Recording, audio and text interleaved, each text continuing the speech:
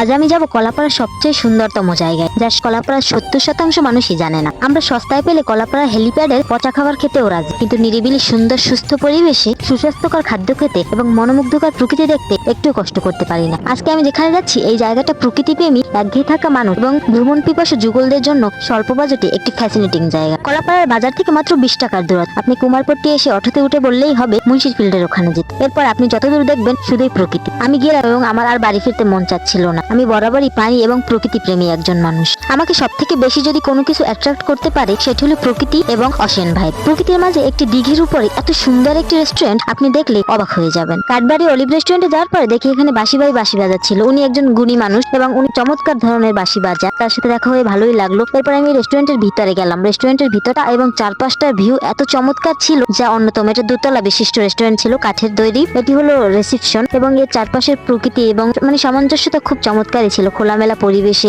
একদম ফ্যাসিনেটিং একটা মুহূর্ত আপনি দেখতে বাধ্যই। আমার পরিকল্পনা ছিল এই রেস্টুরেন্টে যখন নতুন হয়েছে তখন থেকেই, কিন্তু দেখার জন্য আসতে পারিনি। লোকেশন না চেনার কারণে কতবার প্ল্যান করেছি, আবার কতবার রিজেক্ট করেছি, কিন্তু এবার আমার টার্গেট ছিল আমি এখানে আসবই। শুনেছি কোনো কিছু নাকি মন থেকে চাইলে পুরো কায়নাতটা মিলিয়ে দেয়। আমি শারীরিকভাবে খুবই অসুস্থ, কিন্তু আমার মন চাচ্ছিল আমি এখানে ঘুরতে যাব। এবং মানুষের হায়াত মহতের তো কোনো ঠিক ঠিকানা নেই। এই জায়গাটা তো আরো বেশি সুন্দর ছিল। একটি দিঘির উপরে এত সুন্দর পরিবেশে এবং এটা ছিল দোতলা এবং একটা সিঁড়ি ছিল। এই সিঁড়ি থেকে বেয়ে ওঠার জন্য উপরে। তো আমি এখানে এখন উপরের অংশ দেখবো। উপরের অংশটা আরো বেশি জায়গা যুক্ত। এখানে অত বেশি টেবিল রাখা হয়নি কারণ অত মানুষ এখানে আসে না দেখার জন্য, কিন্তু এই জায়গাটাও খুব সুন্দর। দোতলা অবস্থান, একটা দিঘির উপরে, পাশেই আছে নদী এবং প্রকৃতিটা এত চমৎকার ছিল। আমি যেদিন গিয়েছিলাম এটা আসলে বলা বাহুল্য যে এত চমৎকার একটি জায়গা। রেস্টুরেন্টের ডান পাশেই হলো পায়রা বন্দর এবং পায়রা নদী, যে নদীর তীরেই পায়রা সমুদ্র বন্দর অবস্থিত। এবং এরপরে আমি নিচের দিকে নামলাম। এটা প্রাকৃতিক সৌন্দর্যের দিকটা অন্যরকম। এখানে ওই যে কথা আছে না যে রতনে রতন চিনে, আসলে রতনে রতন চিনে। যেসব মানুষ প্রকৃতি প্রেমী এবং এসব জায়গা পছন্দ করে তাদের পদচারণ এখানে ঠিকই হয়, কিন্তু যেসব মানুষ কলাপাড়ায় এরকম বহু রেস্টুরেন্ট চালু হয়েছিল যেখানে পরিবেশ এবং উন্নত মানের খাবার পাওয়া যেত, কিন্তু এই মানুষের পদচারণা কম থাকার কারণে সেই রেস্টুরেন্ট গুলো বন্ধ হয়ে যায়। আপনারা যা প্রকৃতি প্রেমী অবশ্যই এই জায়গাটা একবার হলো আসতে পারেন। আমি নিশ্চয়ই আবার এই জায়গাটাতে ঘুরতে যাবো, কারণ এই জায়গাটা খুবই চমৎকার একটা জায়গা এবং আমার খুবই ভালো লেগেছে।